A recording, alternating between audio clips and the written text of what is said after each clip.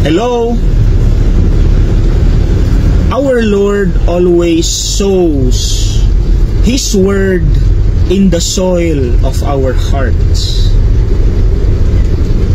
So the question is, what kind of soil are we? Letter A, are we that kind of soil who easily gets distracted by temptations, who easily gives in to attractive temptations?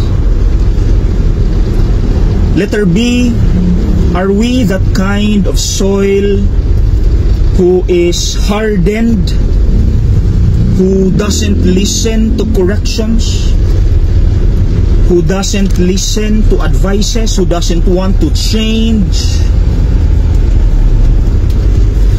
Letter C, are we that kind of soil who is shallow, that when problems come, we easily give up, we easily surrender?